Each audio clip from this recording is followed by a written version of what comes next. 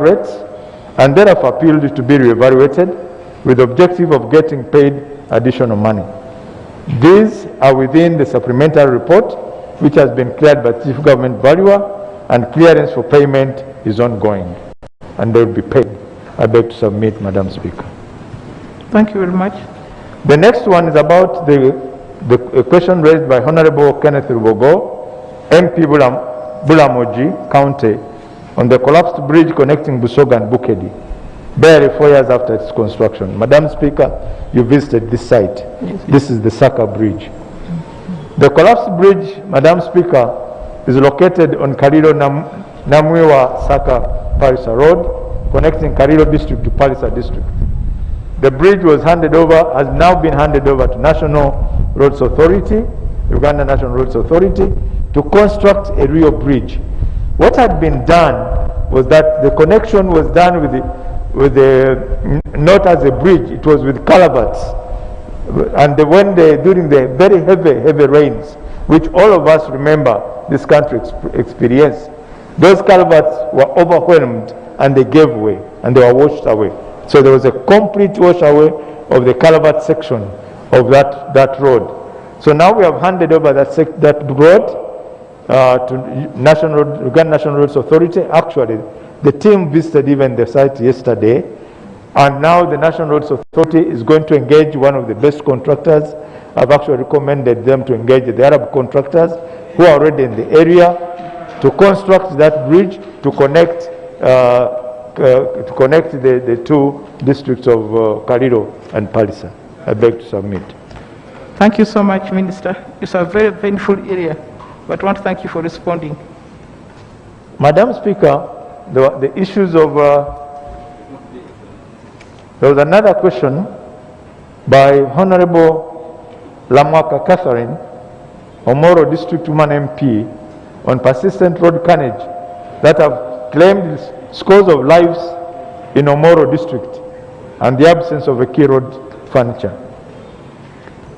Madam Speaker, my ministry earlier in March 2019 responded to a concern raised on the floor by Honorable Lamwaka on Thursday, 24th January 2019, over the persistent road carnage, and I don't think I need to go over this, Madam Speaker, because we had responded to this matter. Okay.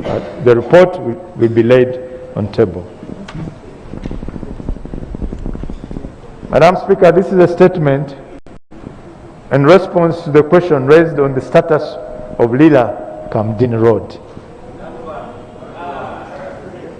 Madam Speaker, I'm presenting this statement in response to issues which were raised before Parliament during the session in relation to the status of Lira Road section. Honourable members, the above road is part of the National Roads Network, which is managed and maintained by my ministry through the Uganda National Roads Authority. The rehabilitation of the Lira-Kamdini Road is currently included in the Government of Uganda World Bank funded road program, commonly termed the North Eastern Road Corridor Asset Management Project, NELAMP. This project aims at introducing long-term asset management contracts through output and performance-based contracting. The OPRC, as commonly known, covers the Tororo, Mbale, Soroti, Lira-Kamdini Road Corridor. Along this corridor, the section which was in the worst condition at the time of the project preparation in 2014 was Lira-Kamdini. The condition worsened over time due to the following factors which have continued to have downstream effects. Effect of the delayed procurement. Bids for these works were invited in July 2015. During the procurement process, there was suspension of this component of the project from 21st December 2015 to 06 June 2017, 2 years, which delayed the procurement process. As a result, the envisaged rehabilitation intervention scope was significantly affected. 2. enhancement of environmental, social, health and safety compliance requirements after bid submission. The suspension during the procurement phase was because of non-compliance to social aspects on another World Bank funded project. You remember the Fort Portal Kamwenge Road project. In order to proceed with the NELAP, improvements had to be made on the contract provisions related to the Asia compliance. The enhanced provisions modified the Asia compliance and management requirements by the contractor, leading to frequent omissions, hence the non-compliance. Due to this non-compliance, there was suspension of the contractor's activity after 15 months into the contract, from December 2019 to 30th September 2020. The other reason was the complaints by affected community members, leading to requests for inspection by the bank's independent inspection panel. When the suspension was lifted and the contractor remobilized in October 2020, the projected affected persons at one of the auxiliary sites, that's the Morocco quarry, where the contractor had identified as a source of aggregate, raised a complaint to the bank independent inspection panel.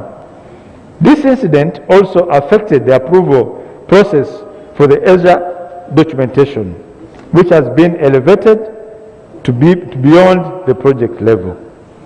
The bank objected the use of this site, and grievances had been considered, and the matter closed in May 2020. Planned scope of work for Lira-Kamdini, that's that section.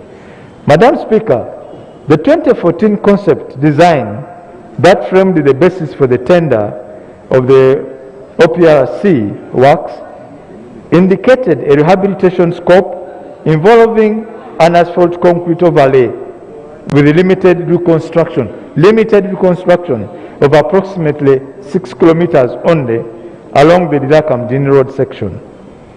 A final rehabilitation design for the road section submitted on the 8th of February 2021 shows full reconstruction, and this is what is going to be implemented. Full reconstruction, not just an overlay. The plan is to conclude the design review and costing so that reconstruction work starts in June 2021.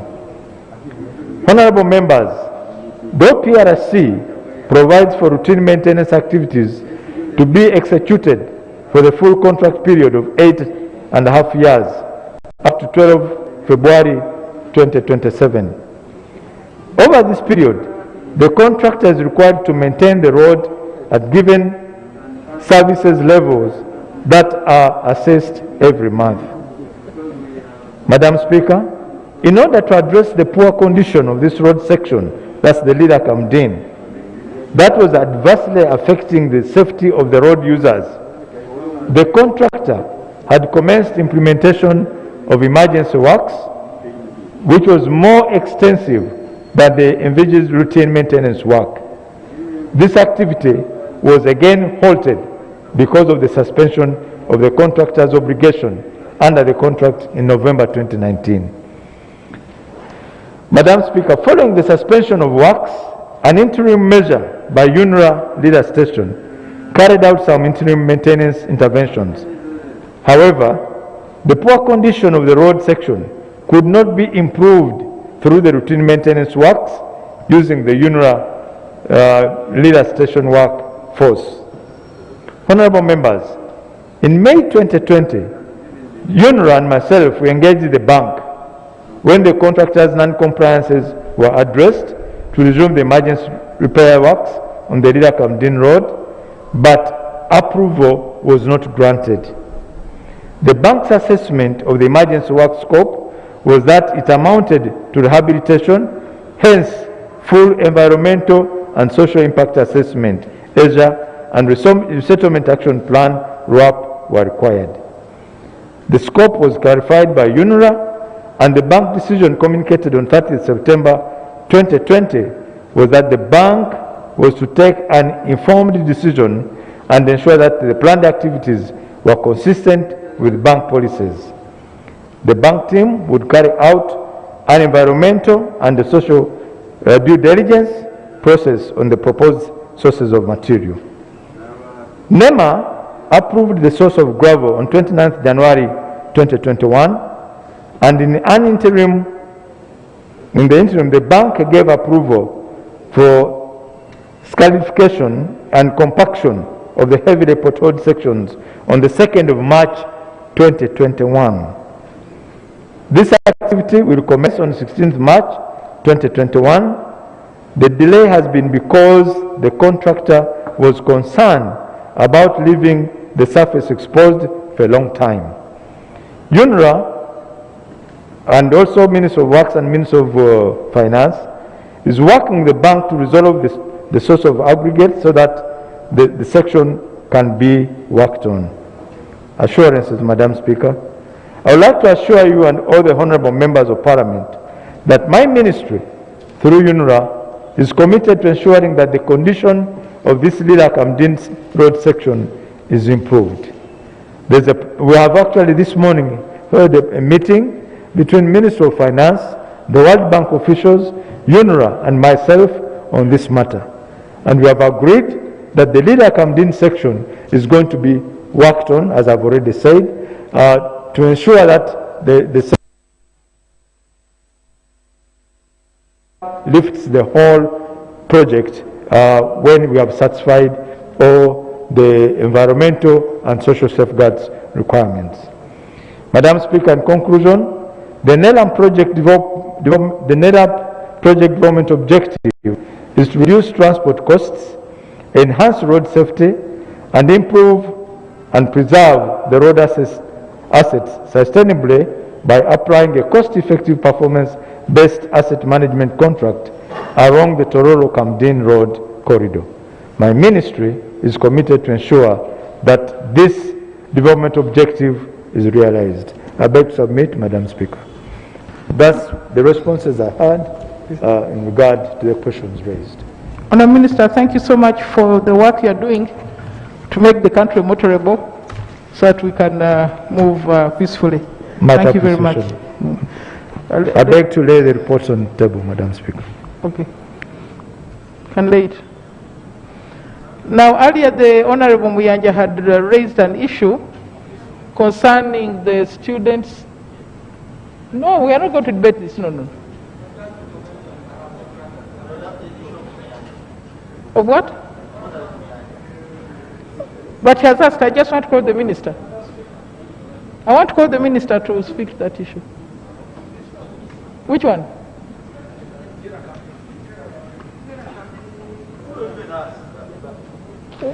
One only. Yeah, thank you very much, Madam Speaker, for giving me this opportunity. I've listened and analyzed the statement by the Minister, and I wanted to bring a few matters to his attention. First of all, it appears the Minister has absolute data that suggests that the roads have certain sections that are badly off and are heavily potholed, and the rest of the sections are okay. Madam Speaker, I want to inform the Minister that the entire road section from Lira to Kamdini, 74 kilometers, is heavily potholed. So there is nothing like a certain section that you are going to work on and is going to cure this problem. So I wanted to inform the Minister that where possible, UNRA, the Ministry of Works and UNRA should conduct a fresh assessment. As you do this maintenance work, please be on the ground and avoid using data from 2013, because even that 2013 that you mentioned was actually the year that DOT Services concluded a project to rehabilitate that road. And this road is in a very sorry state. Madam Speaker, I know you have received petitions after petitions, and if nothing is done, you will receive another petition soon. So I want the Minister to really follow up and ensure that our people can actually move on a very good road. Thank you. Madam Speaker, may I just give a confirmation? Okay. But the Lira-Kamdini section is going to be, as of now, it's going to be, the whole section is going to be maintained.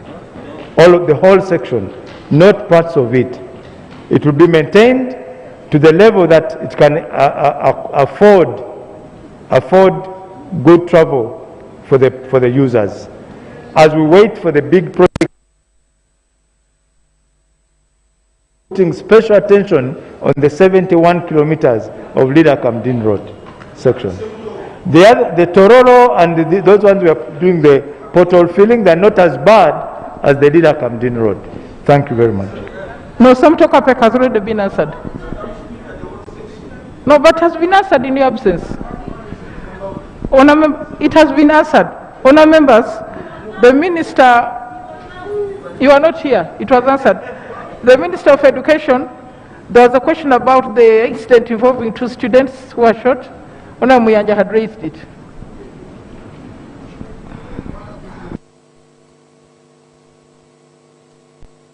Oh, you have got the answers you want. Really, how much more are you going to say about Lira-Kamdini?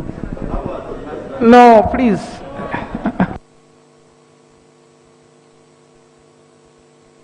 Has answered, now you...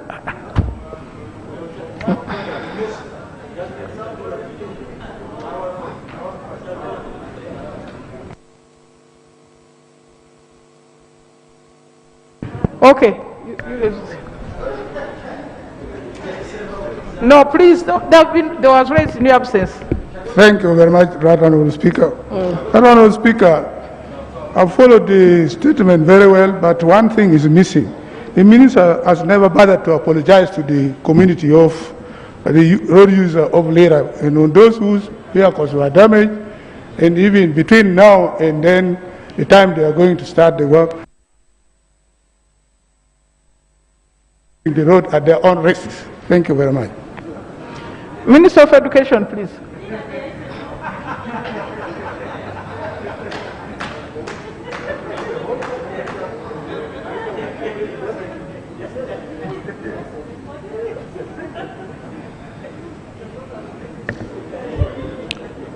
Right Honourable Speaker and Honourable colleagues,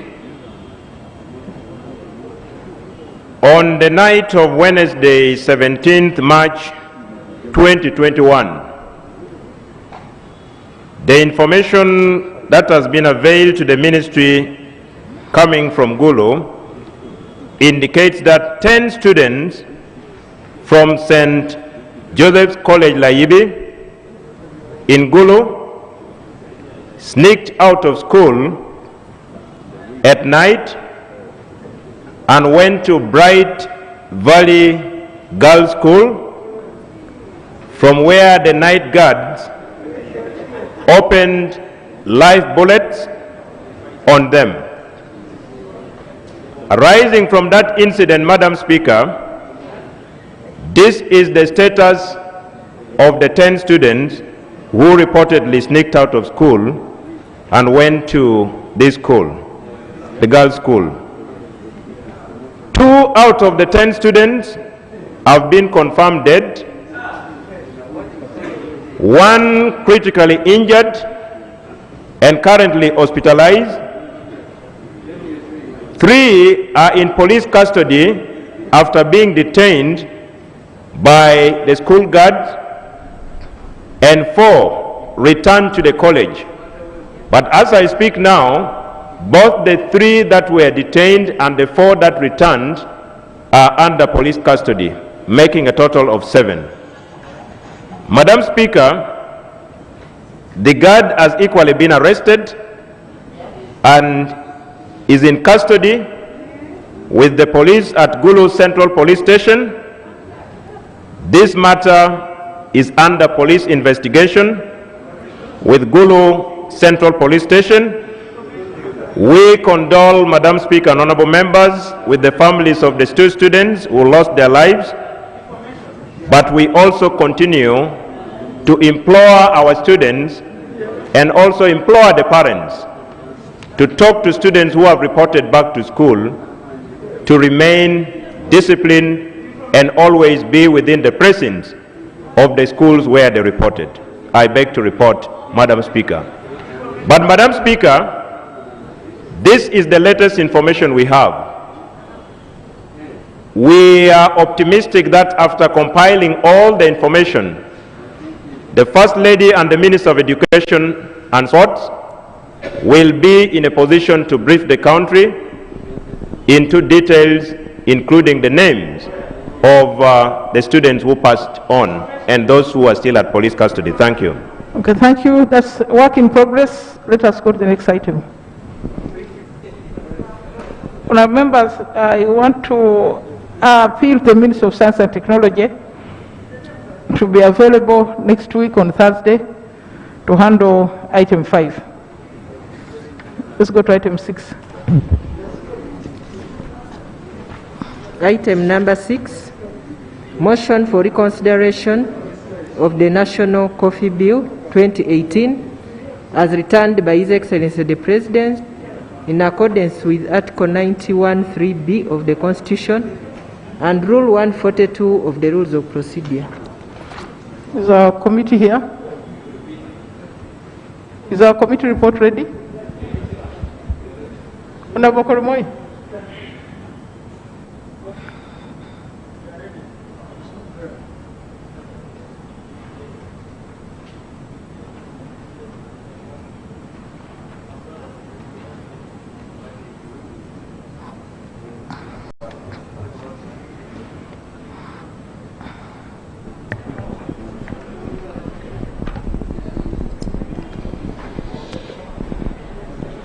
Thank you, Madam Speaker. Madam Speaker, I beg to lay on table the report of the Committee on Agriculture, Animal Industry and Fisheries on the National Coffee Bill 2018. Madam Speaker, I also beg to lay on table the minutes of the meeting of the Committee on Agriculture to consider the National Coffee Bill as returned by His Excellency the President. I beg to lay.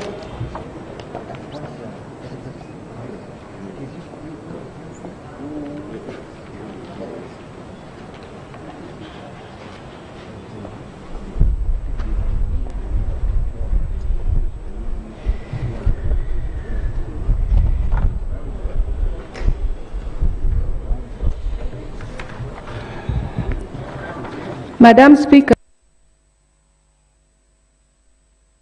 passed the National Coffee Bill 2018 on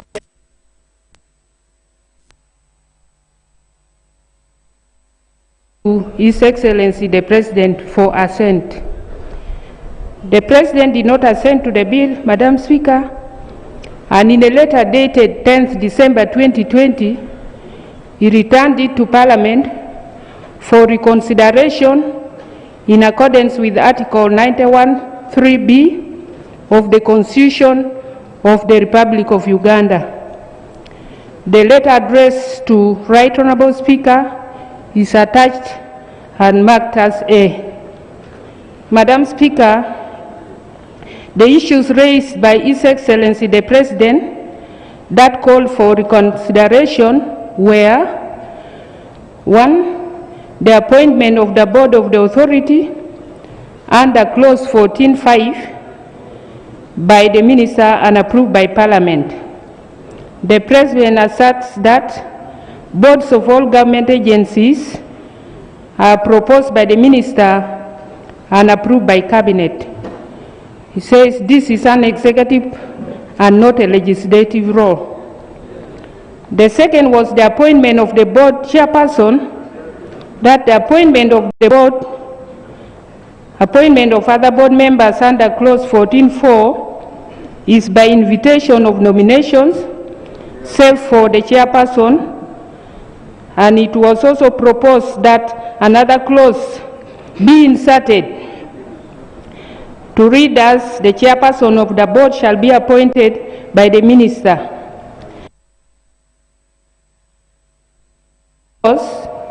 Under clause 22(1) on appointment of the managing director by the minister on the recommendation of the board.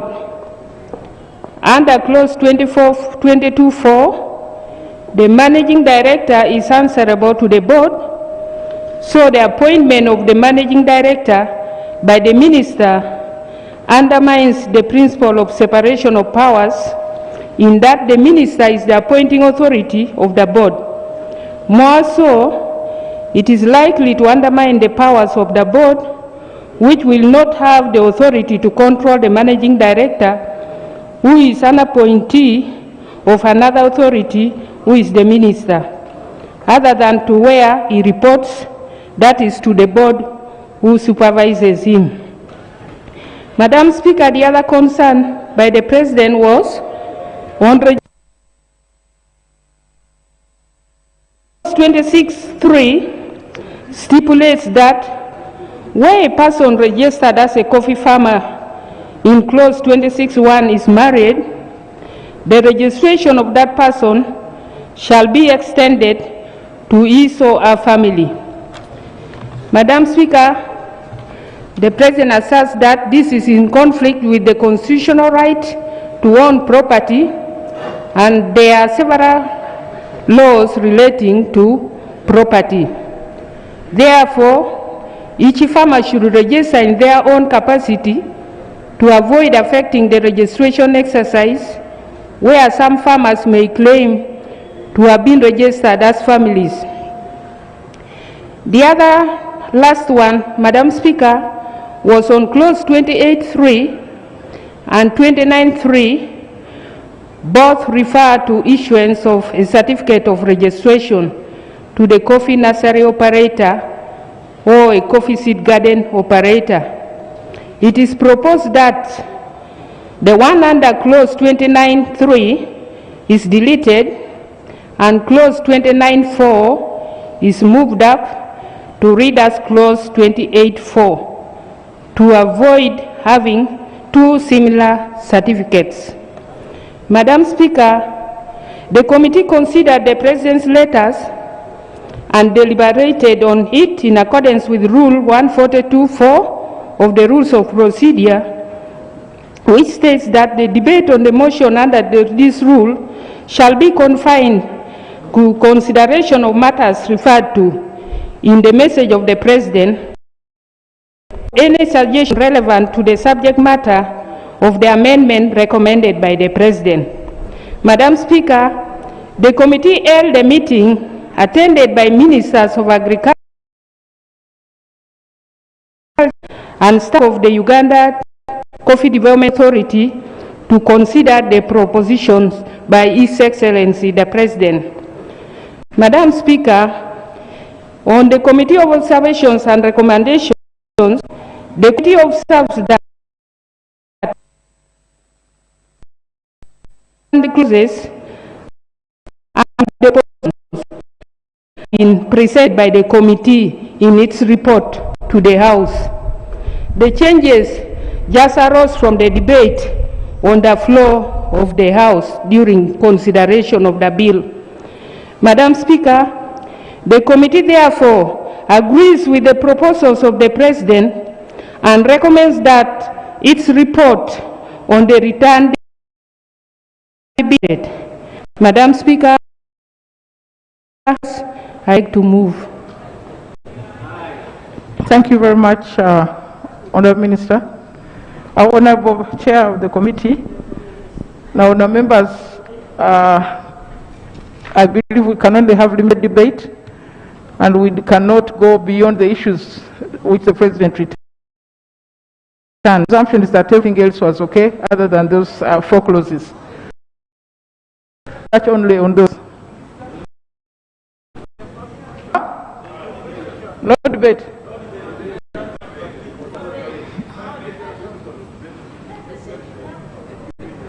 Ona Kaviruka, Timusigu, then Odur.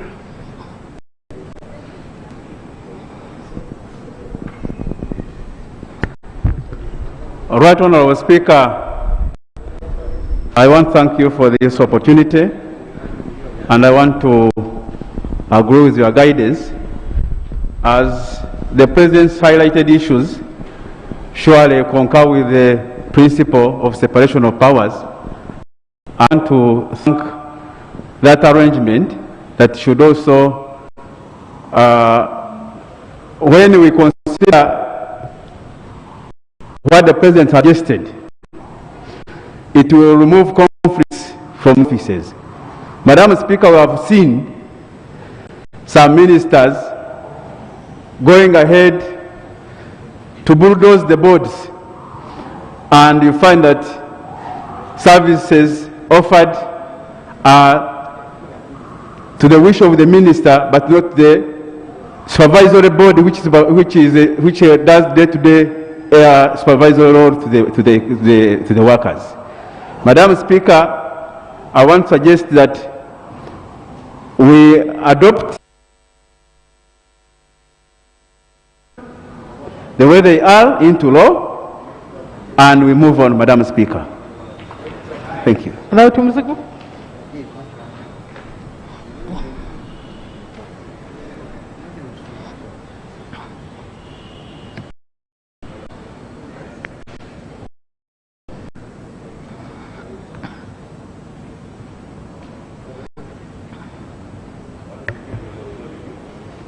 Thank you, Madam Speaker. I would want to commend the committee for the job done now and the job which was done before we finished up with the bill for the first time. Indeed, I do submit to support the committee, support the proposals of the President, and in this case, I think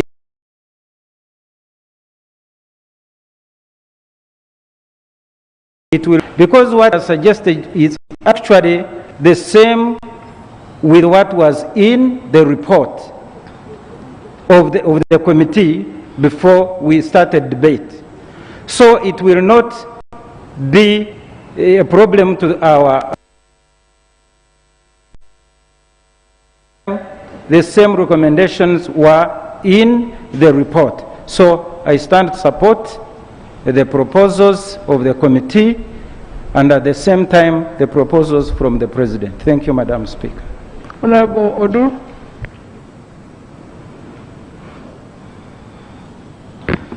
Thank you very much, Madam Speaker. I wanted to ask the chairperson of the committee and members to critically look at the proposals that we had made under 26(3). Even when the President is against the extension of registration, which I agree, but I thought the committee should have actually provided for joint registration where the two coffee farmers have invested together. They should have provisions to jointly register, because even the property rights that the President seeks to protect and other properties, this Parliament has been possible for people to jointly own. So instead of doing away with the individual registration by extension, we could provide, if the chairperson so pleases, for joint registration, so that that flexibility is available for the coffee farmers. Honorable Chair, your response to that?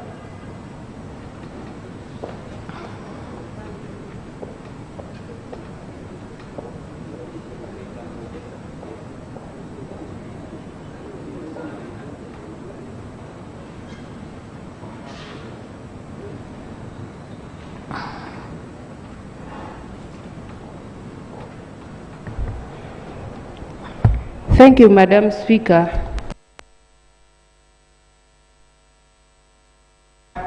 Has been with us for some time, and I wish the honorable member had even labored to try to interface with the committee, because as far as I know, Madam Speaker, there are other laws that are related to ownership of property, and I think can be catered for under that arrangement, Madam Speaker. So I stand by the position of the committee. Thank you. Honourable members, I put the question that the report of the committee be adopted. Those in favour say aye, the contrary no. Let's have it. The National Coffee Bill 2020, Bills Committee stage. Do I have the bill?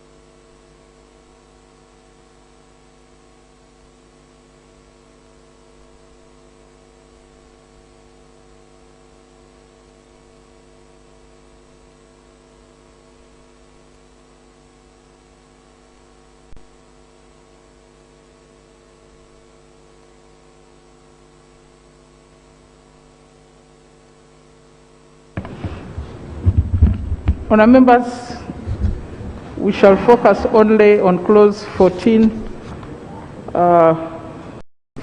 subclause 4, 14.3, 22.1, 26.3, 28.3 and 29.3. We will not go to any other areas. The National Coffee Bill 2018, Clause 14. Honourable Chair. Thank you, Madam Speaker. Madam Speaker, the committee proposes that we amend the provision of Clause 14.3 by inserting a new provision immediately after subclause 3 to read as follows. The members of the board, except the managing director, shall be appointed by the minister.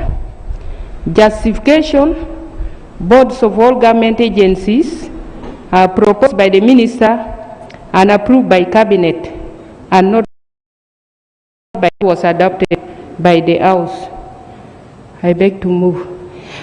Madam Speaker, on clause 14.4, the committee proposes that we amend subclause 4 to read as follows. The minister shall, in appointing members of the board referred to in paragraph B to I, invite nominations from the respective institutions or organizations from whom the appointment shall be made. Justification: appointment of other board members under this provision is by invitation of nominations, save for the board chairperson, Madam Speaker. On subclause 5, the committee proposes that we delete it. The justification is that it is already captured under the proposed subclause 3 above. Madam Speaker. Madam Speaker, on clause 14 on board of the authority, the committee proposes that we redraft the provision to read as follows. The authority shall have a board of directors which shall be the governing body of the authority. 2. The board shall consist of A chairperson, B, a representative of the ministry responsible for finance, C, a representative from the ministry responsible for agriculture, D, a representative from the ministry responsible for trade, E, a representative of the coffee farmers, F, a representative of coffee processors, G, a representative of coffee exporters, H, a representative of coffee stars, I, a representative of the National Agricultural Research Organization, and J, the managing director, who shall be an ex-officio member. 3, at least 1/3 of the members of the board shall be women, one of whom shall be a representative from the to in paragraphs E, F, G, or H of subsection 2. 4, the members of the board, except the managing director, shall be appointed by the minister. 5, the minister shall, in appointing the members of the board referred to in paragraphs B to I of subsection 2, invite nominations from the respective institutions and organizations from whom the appointments shall be made. I beg to move. Now, members, you may recall that we really had lengthy debate on this issue. So I now put the question that clause 14 be amended as proposed. Those in favor say aye, the contrary no. Clause 14 as amended. Put the question that clause 14 as amended do stand part of the bill. Those in favor say aye, the contrary no. Clause 22. Honourable Chair. Thank you, Madam Speaker. Clause 22, the committee proposes that we amend the provision A by redrafting subclause 1 as follows. There shall be a managing director of the authority who shall be appointed by the board on such terms and conditions as the board may determine. Justification: the appointment of the managing director by the minister undermines the principle of separation of powers because the minister is the appointing authority of the board.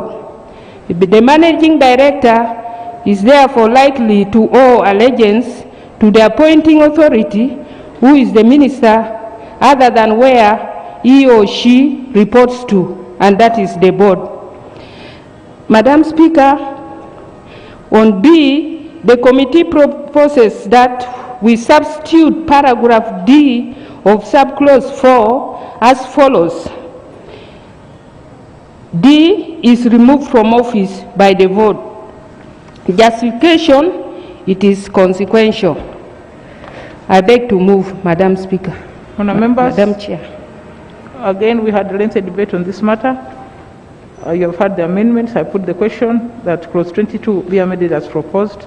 Those in favour say aye, the contrary no. Clause 22 added. Question clause 22 as amended to stand for the bill. Clause 26. Honourable Chair. Thank you, Madam Chair. Madam Chair, on clause 26 on registration of coffee farmers, the committee proposes that we delete subclause 3. Justification is that this is in conflict with Article 26 of the Constitution on the protection from deprivation of property and the right to own property individually. And more so, there are other several laws in place in relation to how one can acquire or own property. I beg to move. Now, members, the proposal that subclause 3 be deleted. Those in favour say aye, the contrary no. Ayes have it. Clause 26 as amended. Put the question that clause 26 as amended stand part of the bill. Those in favour say aye, the contrary no. Ayes have it. Clause 28. 28 or 29? 29. Madam Speaker, on clause 28.4, okay. Actually, it starts from 29, Madam Speaker. Clause 29, the registration of coffee nursery operators and coffee seed garden. The committee proposes that we amend the provisions as follows. We delete subclause 3. The justification is that it is catered for under clause 28.3. Then the committee also proposes that we transfer subclause to clause 28 and should appear immediately after subclause 3 as follows. 28.4. A certificate issued under this section shall be renewed annually. Justification: this is to avoid having similar provisions on the issuance and renewal of a certificate. I beg to move. Honourable members, put the question that clause 28 be amended as proposed. Those in favour say aye, the contrary no. Clause 28 as amended. Put the question that clause 28 as amended do stand part of the bill. Those in favour say aye, the contrary no. And now put the question that clause 29 be amended as proposed. Those in favour say aye, the contrary no. Clause 29 as amended. Questions that clause 29 as amended do stand part of the bill. Those in favour say aye, the contrary no. Let's have it. Motion for the House to resume. Minister.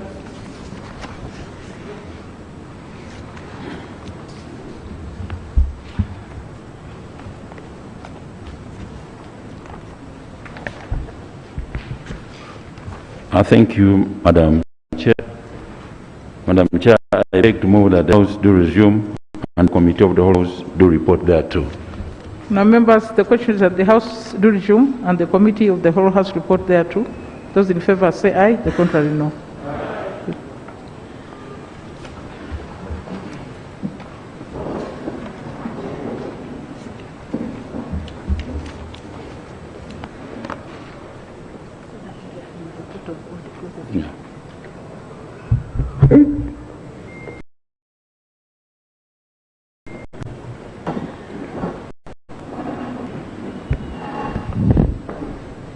Report from the Committee of the whole House. Thank you, Madam Speaker.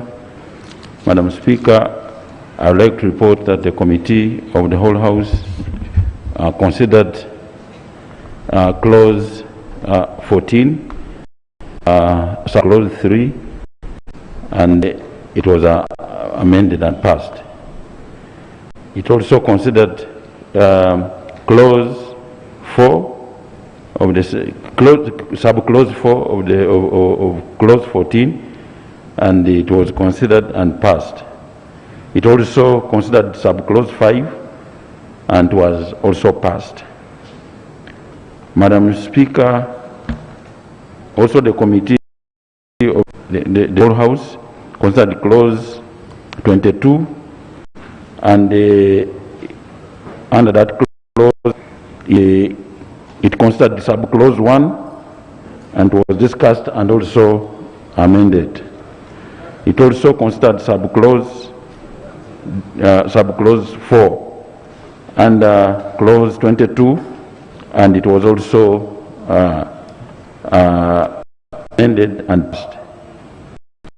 Also, it considered clause, and they discussed and considered sub-clause 3, which was also passed. Madam Speaker, I also like to report that the Committee of the Whole House considered clause 28, sub-clause 4, and was also passed amended. Then it also considered clause 29, Madam Speaker, and they considered sub-clause 3, which was also considered and passed. I beg to report. Motion for adoption. Motion for adoption of the report from the Committee of the Whole House. Madam Speaker, I beg to move that the report be adopted by the whole House. Now, members, the question is that the report of the Committee of the Whole House be adopted.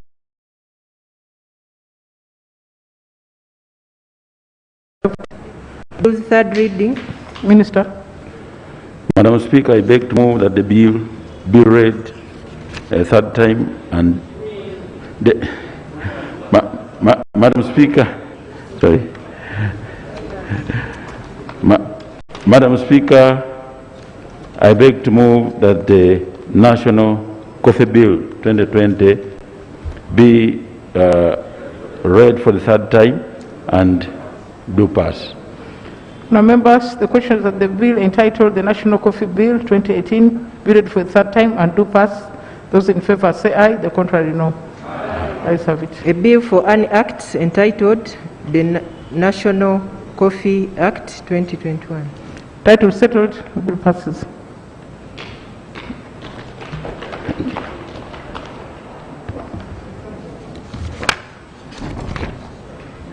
Item number 7.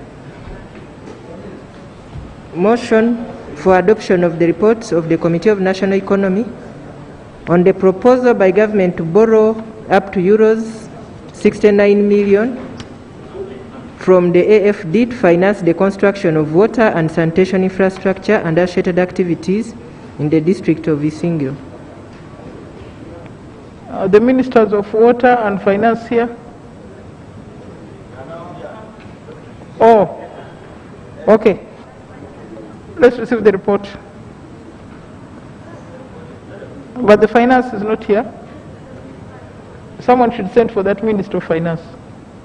But we can start. The Minister of Water is here.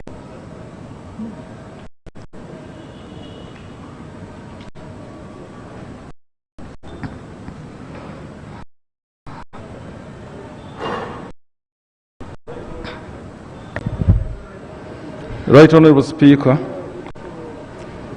I'm here to present a report of the Committee on National Economy on the proposal by government to borrow up to 69 million euros from Agence Française de Développement to finance the construction of water and sanitation infrastructure and associated activities in the district of Isingiro. Before I I present the report, Right Honorable Speaker. Allow me to lay on table the following documents that the committee considered or used in assessing this request.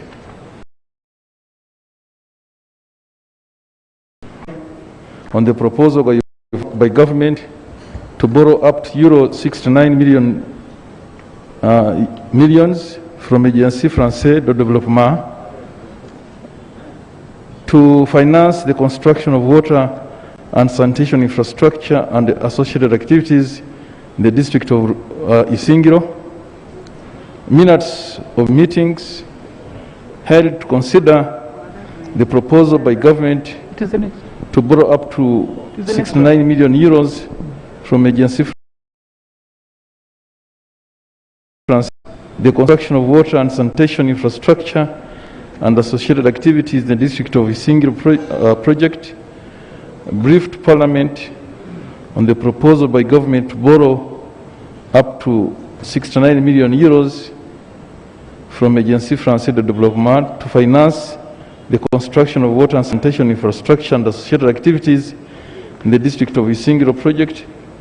Summary of Ministry of Water and Environment Strategic Investment Plan. It's Annex A on the documents I'm going to on the table. Maps of piped and point water source in Uganda. Annex B. Map of administrative units that will be served with water and sanitation facilities. It's Annex C. Certificate of financial implication confirming government counterpart funding.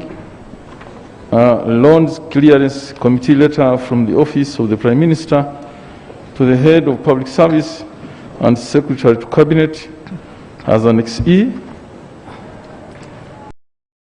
Then environmental and social impact assessment for the construction of water and sanitation infrastructure and associated activities in the district of Isingiro. The draft credit financing agreement between the Republic of Uganda and the Agence Française de Développement dated 9th January 2020.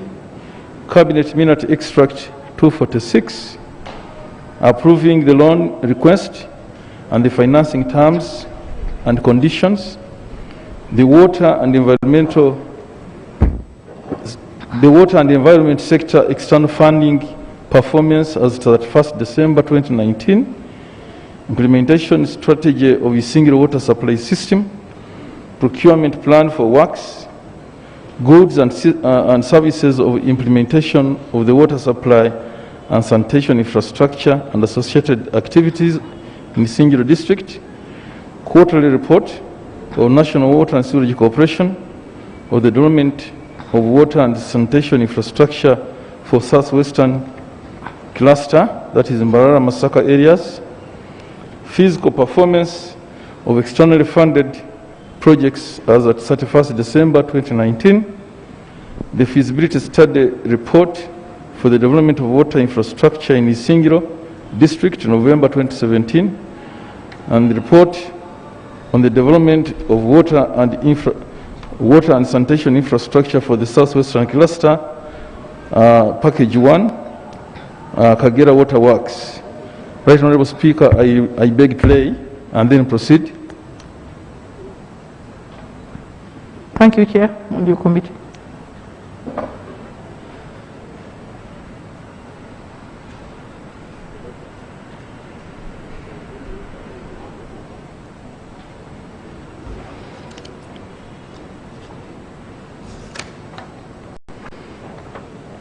Right Honorable Speaker,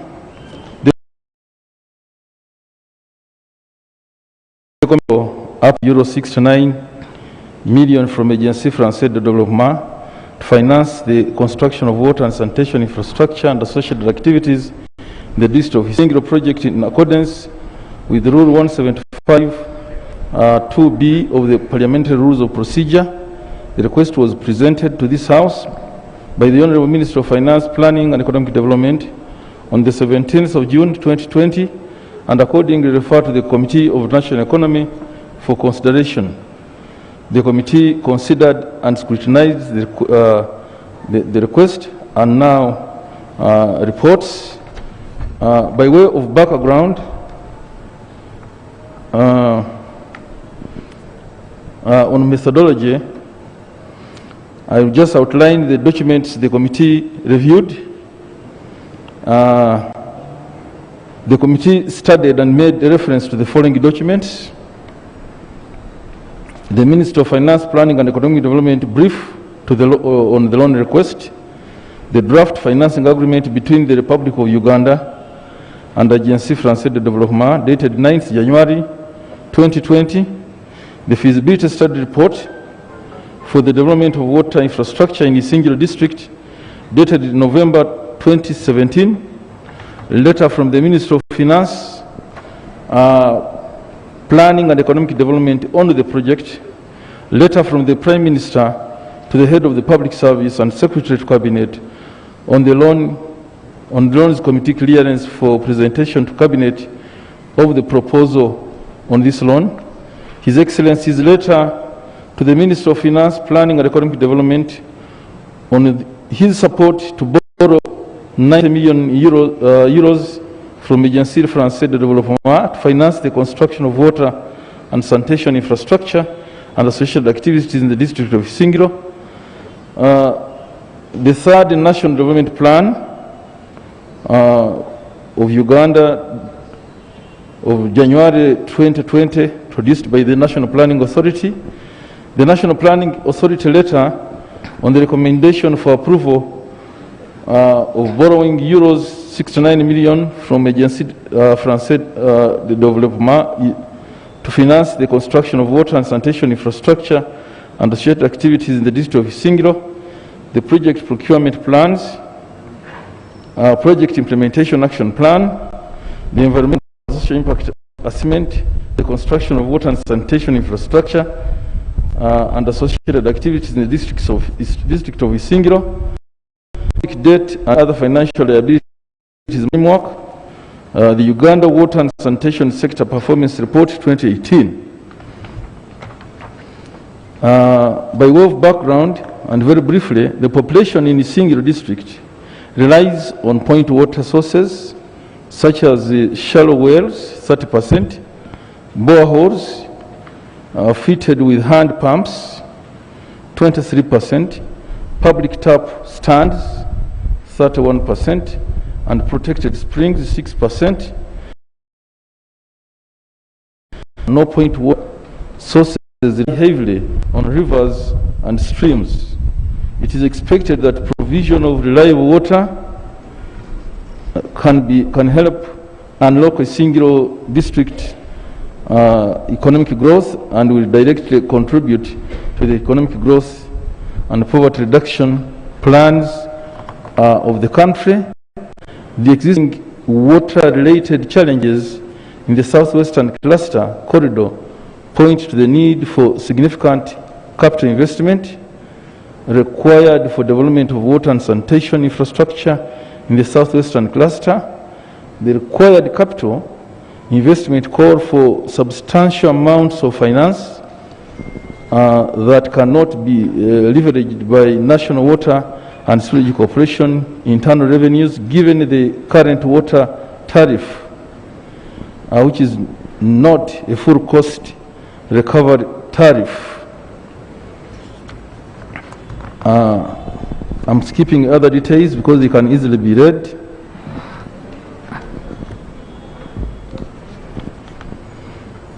Project objectives, impact, outcomes and outputs. Overall goal of the procure and improve safe water supply infrastructure and sanitation facilities to the population of Isingiro district from the Kagera water treatment plant.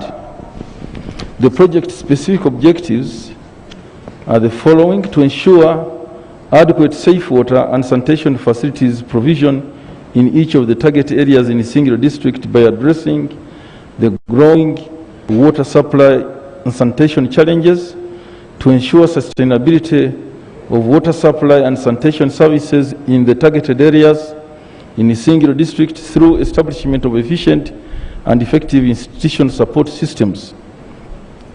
Project beneficiaries and location. The target areas that will directly benefit from the project are located in the district of Isingiro. The project will construct water supply systems in 15 sub-counties and 8 councils. These sub-counties are Endinzi, Mbare, Ngarama, Rugaga, Rushasha, Kakamba, Birere, Kabingo, Masha, Nyakitunda, Nyamuyanja, Kikagate, Kabuyanda, Ruborogota. The town councils are Isingiro Town Council, Kabarevere Town Council, Kikagate Town Council, Kabuyanda Town Council, Kamubizi Town Council, Ruhira Town Council, Ndizi Town Council, and Bugango Town Council. All these areas will be supplied by water from River Kagera. The administrative units that will be served with water and sanitation facilities are shown in Table 2.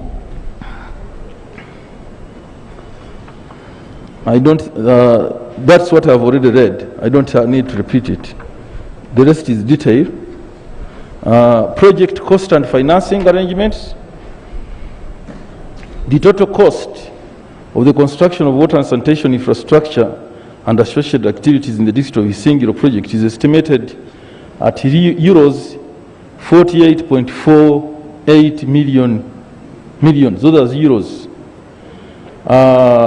Consisting of loan and grants.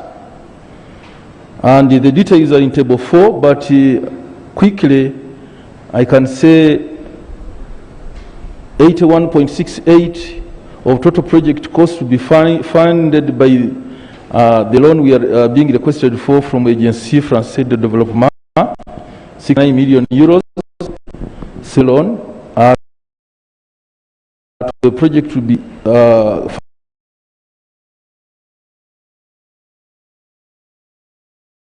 million euros, and in addition 9% of the project will be financed by a grant from the European Union amounting to 7.6 million euros, and the rest is detailed that you can quickly read. So it is a loan plus those grants. Loan conditions. Right Honorable Speaker, the loan has the following terms and conditions. 1.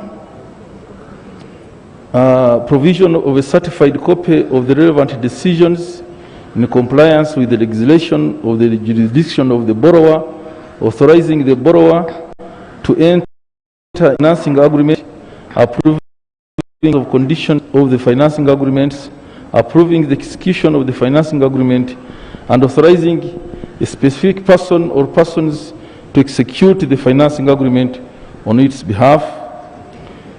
2. A certificate issued by a duly authorized representative of the borrower, listing the persons authorized to sign on behalf of the borrower, the drawdown requests, and any certificate in connection with the agreement, and to take all other measures and or sign all other necessary documents on behalf of the borrower under this agreement.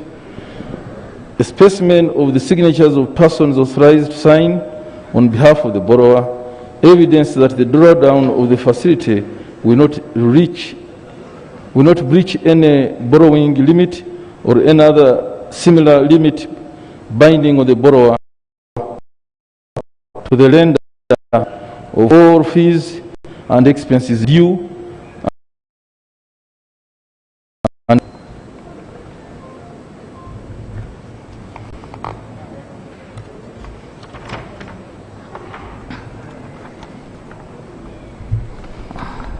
the project implementation. The project will be implemented for a period of 5 years by the Ministry of Water and Environment. project. The relevant departments of the implementing agencies will be responsible for operational level activities, including coordination, financial management, monitoring and supervision of the respective component activities. I think the rest is covered to the Ministry of Water and Environment to implement it. Observation and recommendations. This committee made the following observations and recommendations. One, the committee noted low absorption of funds for debt-financed projects in the water and environment sector. The current low disbursement is attributed to the continued slow pace by government in fulfillment of loan-effective conditions, costly land compensation claims, and inadequate project preparedness of these projects. The committee recommends that the Ministry of Finance, Planning and Economic Development and the Ministry of Water and Environment ensure that all inefficiencies that affect the efficient utilization, absorption of funds for debt finance projects in the water and sector be addressed to guarantee timely realization of the project development objectives and the expected social and economic benefits. Fulfillment of loan conditions. The committee noted that government has been slow in the fulfillment of loan effective conditions upon signing the loan agreements in order to trigger the disbursement of committed funds for implementation of debt financed projects. The committee recommends that government ensures speedy fulfillment of effectiveness conditions of the financing agreement for the loan in order for the committed funds to be released by the Agence Française de Développement on time to guarantee the timely implementation of this project.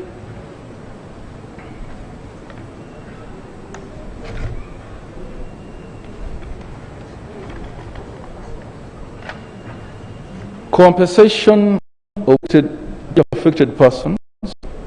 The committee observed that a number of infrastructure development projects are faced with challenge of compensation of project affected persons that increase project uncertainties. These are also likely to affect the project as it includes permanent land purchases, compensation,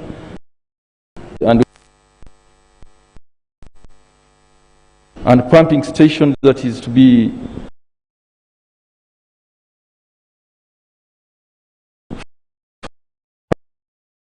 ensures that it acquires